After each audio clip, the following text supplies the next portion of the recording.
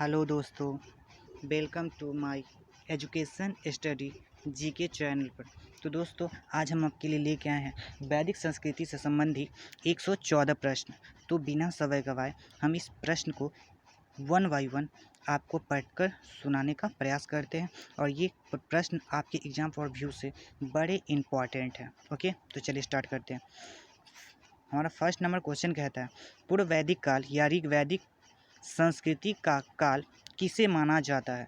तो पूर्व वैदिक काल या ऋग वैदिक काल की जो संस्कृति की जो सर्वमान्य समय है वो 1500 से 1000 ईसा पूर्व तक माना जाता है। उसके बाद जो 1000 से 600 का जो टाइम पीरियड था वो उत्तर वैदिक काल का समय माना जाता है। जैसे कि हमारा दूसरा क्वेश्चन भी कहता है, उत्तर वैदिक संस्कृति का काल किसे माना जाता है? तो ये 1000 से 600 ईसा पूर्व यानी कि बौद्ध के जन्म तक का समय को माना जाता है।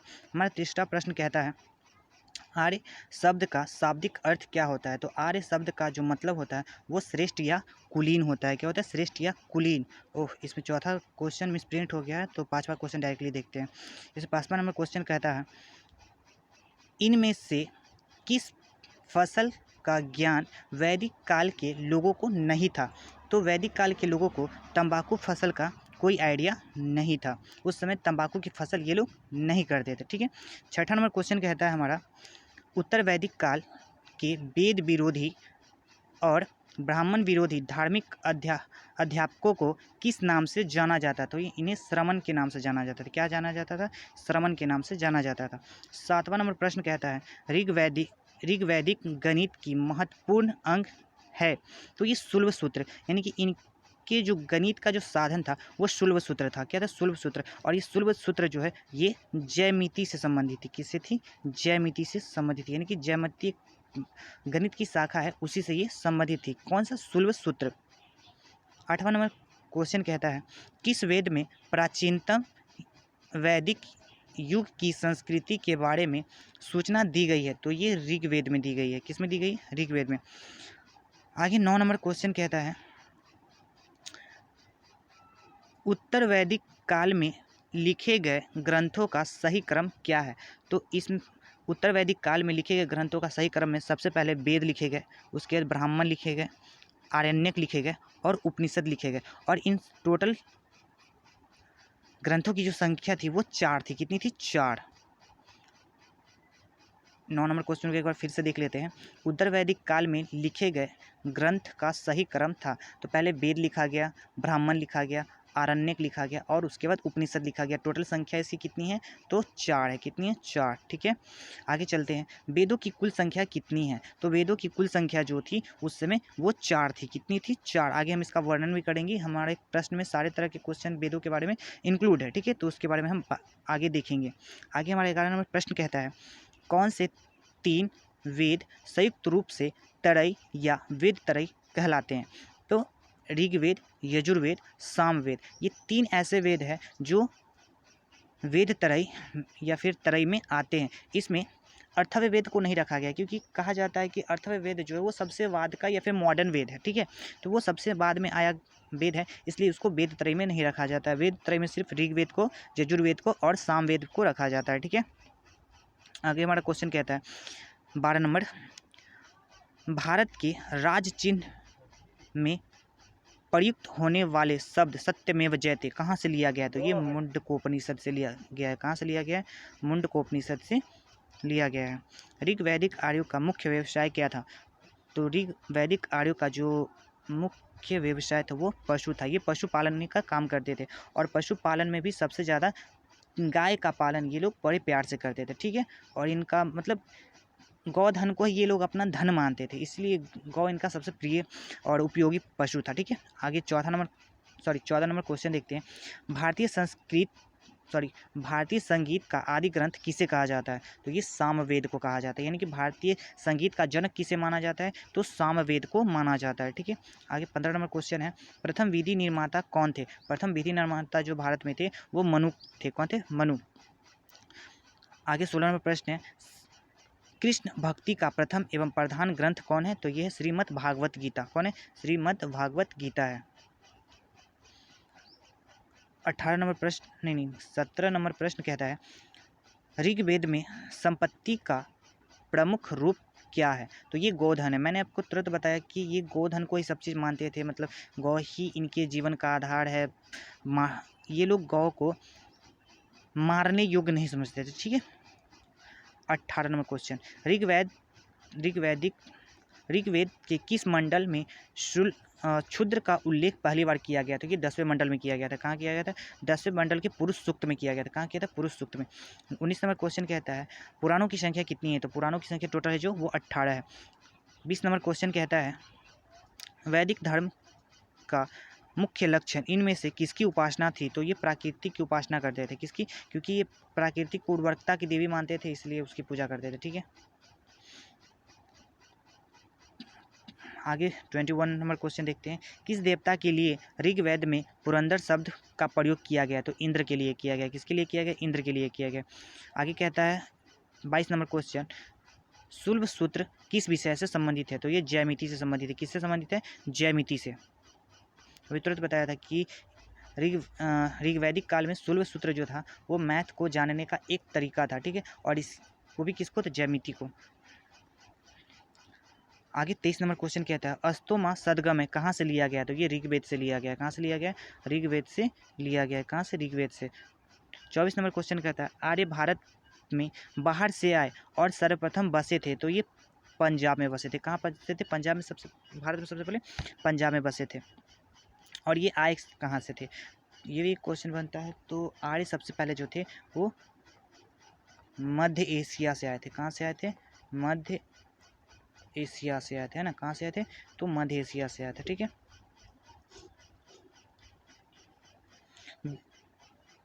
26 नंबर क्वेश्चन है वेदों को अपौरुषेय क्यों कहा जाता है?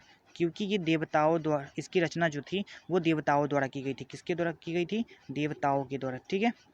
आगे क्या 27 नंबर क्वेश्चन कहता है वैशेषिक दर्शन के प्रतिपादक कौन थे? तो अलुक कनद थे। कौन थे? अलुक कनद। 28 नंबर क्वेश्चन कहता है 28 नंबर मीमांसा या पूर्व मीमांसा दर्शन के प्रतिपादक कौन थे? तो ये जैमिनी थे। कौन थे? जैमिनी। जैमिनी एक ज्ञान दर्शन के प्रतिपादक थे।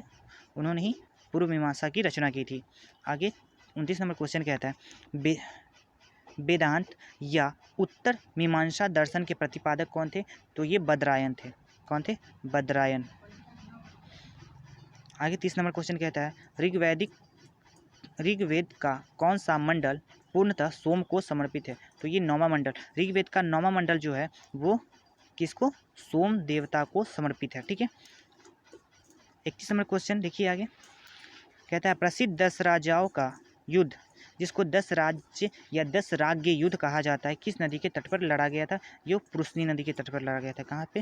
पुरुषनी नदी के तट पर लड़ा गया था। किस नदी के? पुरुषनी नदी के तट पर लगा था, ठीक है।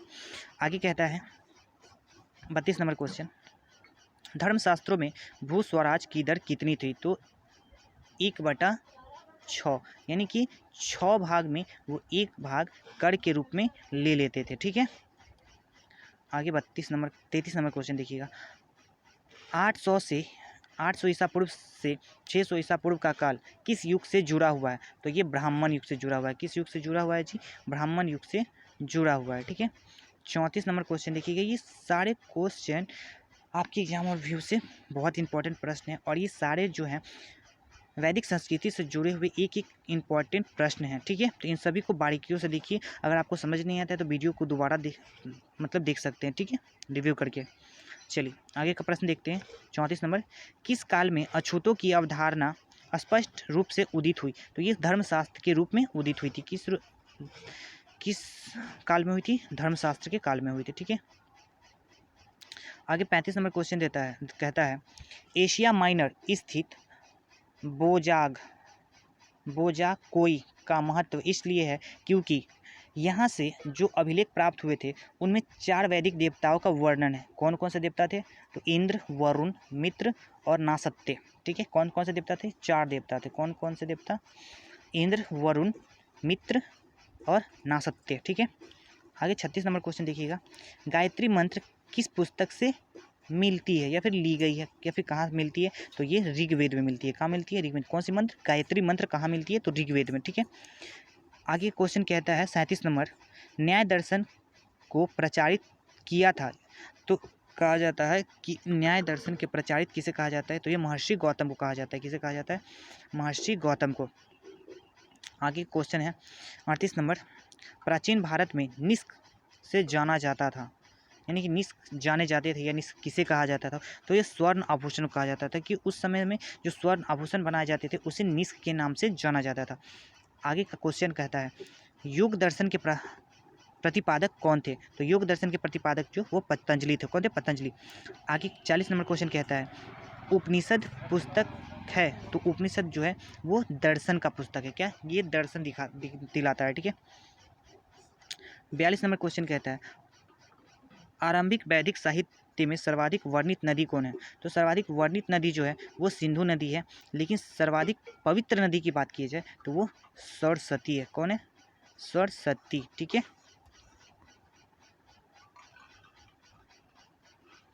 आगे 43 नंबर क्वेश्चन देखिएगा, उपनिषद काल के राजा अश्वपति शासक थे। कहाँ के शासक थे? तो ये अश्वपति जो थे वो कहाँ के शासक थे? तो ये केकय के शासक थे। कहाँ के? केकय के शासक थे।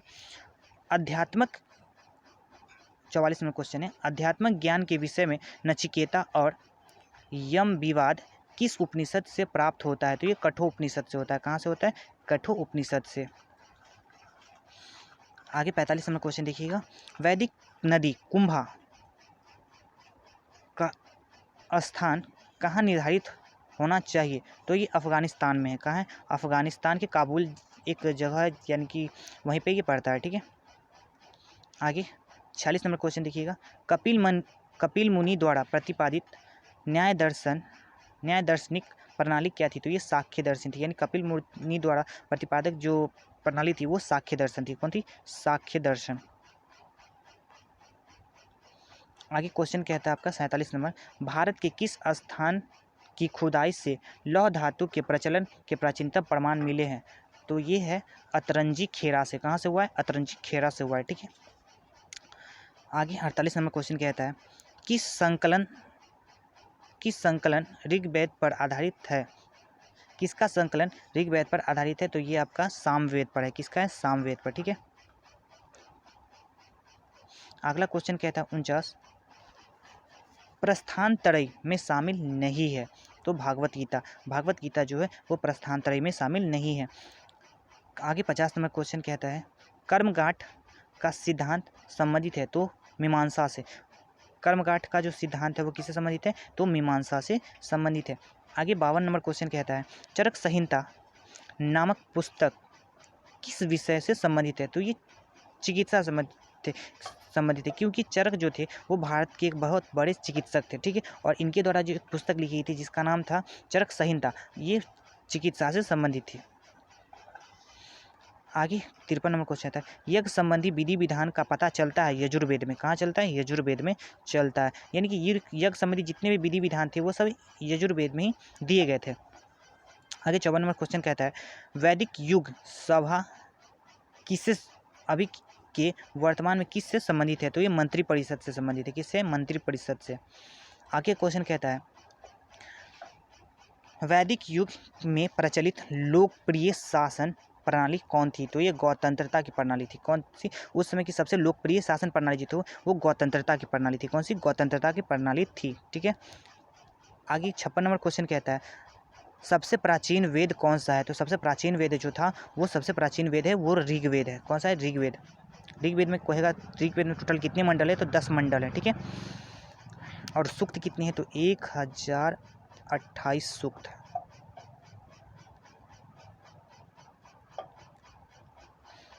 आगे 57 नंबर क्वेश्चन देखिएगा कौन भारतीय दर्शन की आरंभिक विचारधारा है? तो ये सांख्य है। कौन है? सांख्य।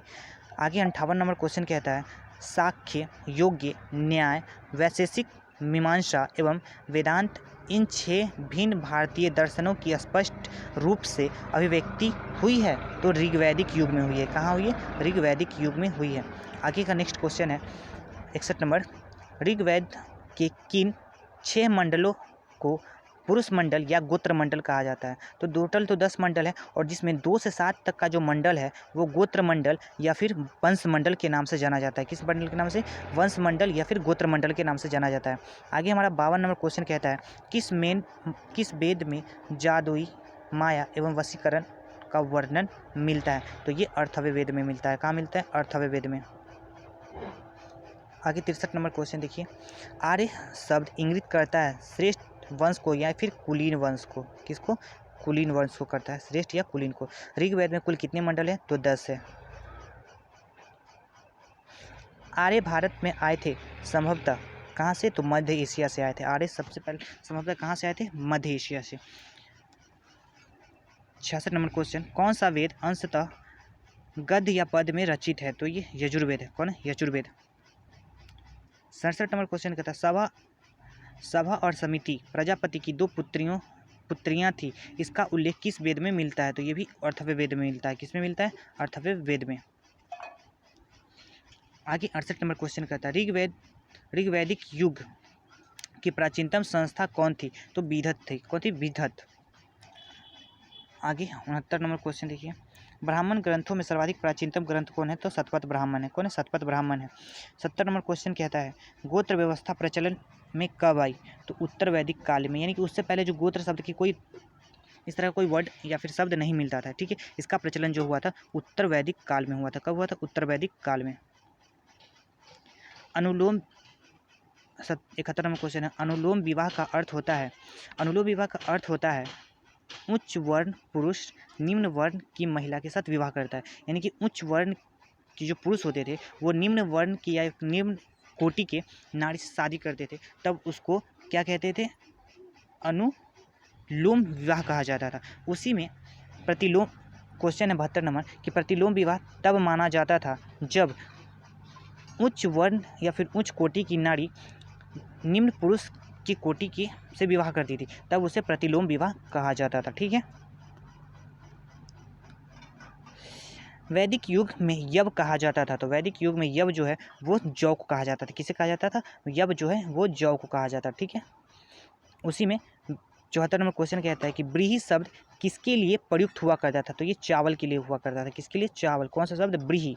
और यव जो था, यव वो जौ के लिए, ब्रीही जो था वो चावल के लिए हुआ था। अर्थव्य वेद का अर्थ क्या होता है या फिर अर्थव्य का अर्थ क्या होता है? तो अर्थव्य का अर्थ ही होता है पवित्र जादू, और हमारे अर्थव्य वेद में ही जादू टोना इस सब के बारे में कहा जाता है। ठीक है, लेकिन याद रखिएगा अर्थव्य वेद को सबसे मतलब बाद का वेद माना जाता है, इसलिए इसे वेद त्रय में नहीं रखा गया है। ठीक है। आगे 77 नंबर क्वेश्चन कहता है, प्राचीनतम व्याकरण अष्ट अध्यायी के रचनाकार कौन है? तो ये पाणिनि है। कौन? पाणिनि।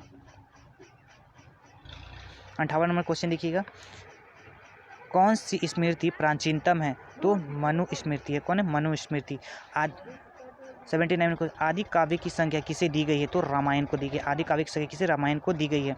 प्राचीनतम पुराण है तो मत्स्य पुराण। भारत की सबसे प्राचीनतम पुराण जो है वो कौन है? मत्स्य पुराण। 81 नंबर क्वेश्चन देखिए, ऋग्वेद में सबसे पवित्र नदी किसे माना जाता है? तो ये सरस्वती नदी को माना जाता है। किसे माना जाता है? सरस्वती नदी को माना जाता है। 82 नंबर क्वेश्चन कहता है, वैदिक समाज की आधारभूत इकाई क्या थी? तो कुल या कुटुंब थी। आगे 83 नंबर क्वेश्चन कहता है, ऋग्वैदिक काल के उस समय प्रधान देवता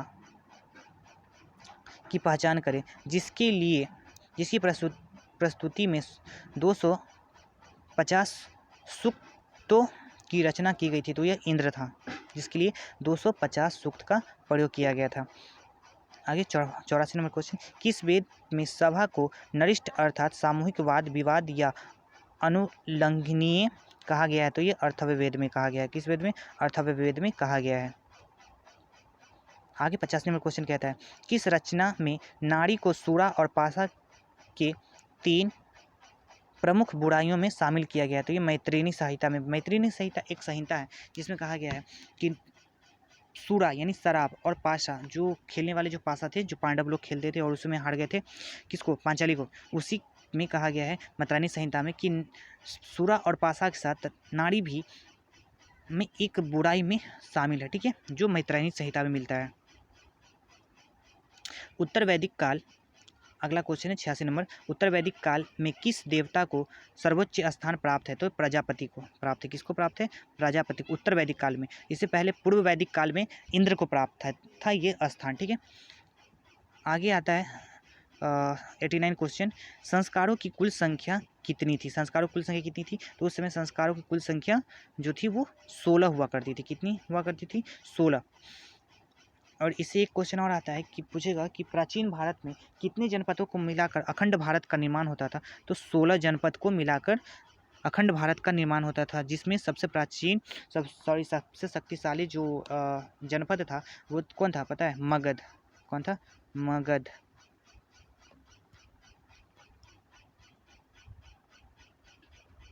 आगे 92 नंबर क्वेश्चन देखिए, 3 ऋण में शामिल नहीं है। तो ऋण 3 वेद में कौन सा ऋण है जो शामिल नहीं है? तो मातृ ऋण शामिल नहीं है।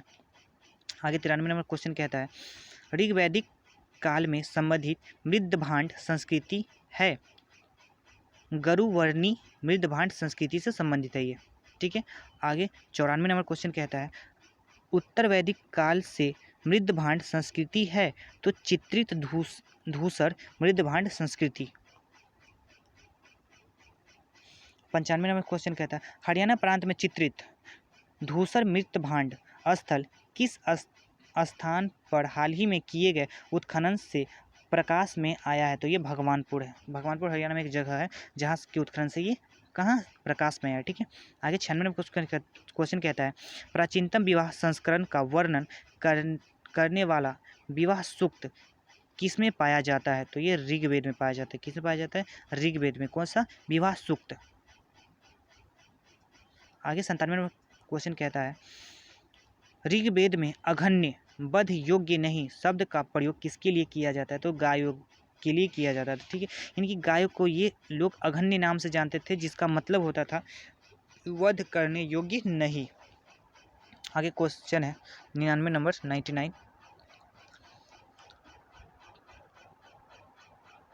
ऋत स्थापित करने के कारण किस देवता को ऋतज्ञ गोपा या फिर ऋतज्ञ गोप कहा गया था? तो ये वरुण को कहा गया था। किसको कहा गया था? वरुण को। आगे नेक्स्ट क्वेश्चन देखिएगा, कौन मूलतः जल एवं समुद्र का देवता कहलाता था? यानी कि ऋग्वैदिक काल में किसे जल और समुद्र का देवता माना जाता था, यानी कि उसका मालिक माना जाता था? तो ये वरुण को माना जाता था। किसे माना जाता? वरुण को माना जाता था। ठीक है, आगे का क्वेश्चन है 101 नंबर, तीन क्रमों में तीनों लोक को माप लेने के कारण किसे उपक्रम कहा जाता है? तो ये विष्णु को। इन्होंने जब वामन वेश धारण किया था तो राजा बलि से इन्होंने 3 पग मांगा था और 3 पगों में ही पूरा क्या किया था? पृथ्वी को माप लिया था। ठीक है, आगे 103 नंबर क्वेश्चन देखते हैं, मनुस्मृति मुख्यतः संबंधित है। तो ये समाज व्यवस्था से, कानून व्यवस्था से संबंधित है। कौन सा? मनुस्मृति की मुख्य संबंधित है, तो ये समाज व्यवस्था से संबंधित है। गायत्री मंत्र की रचना किसने की थी? तो गायत्री मंत्र की रचना जो है विश्वामित्र ने की थी। ठीक है, गायत्री मंत्र की रचना किसने की थी? विश्वामित्र ने। ठीक है, और ये सूर्य देवता सावित्री को समर्पित है। क्या? गायत्री मंत्र। क्वेश्चन नंबर 105 कहता है, अवेस्ता और ऋग्वेद में समानता है। अवेस्ता किस क्षेत्र से संबंधित है? ईरान से संबंधित है। ठीक है, कहा जाता है कि ऋग्वैदिक काल के समय ही उधर भी, मतलब उधर की सभ्यता भी विकसित हो रही थी। ठीक है, तो जिस समय हमारा ऋग्वेद की रचना हुई उस समय एक ईरान में अवेस्ता की भी रचना की गई, इसलिए दोनों को समानता माना जाता है। ठीक है, और कुछ समानता भी दिखाई देती है इन दोनों में। आगे 106 नंबर क्वेश्चन पर चलते हैं, कहता है ऋग्वैदिक आर्यों की लाक्षणिक विशेषता नहीं है। तो ये लोहे के उपयोग से परिचित थे। यही इसका क्वेश्चन का आंसर है। ठीक है, आगे 107 नंबर क्वेश्चन क्या कहता है, ऋग्वेद में किन नदियों का उल्लेख अफगानिस्तान के साथ आर्यों का संबंध का सूचक है? तो कुंभा और क्रम। क्या? कुंभा और क्रम। क्या कहता है? क्वेश्चन फिर से रिपीट कर देता हूँ 107 नंबर कि ऋग्वेद में किन नदियों का उल्लेख अफगानिस्तान के साथ आर्यों के संबंध का सूचक है? तो ये कुंभा और क्रम है। कौन है? कुंभा और क्रम।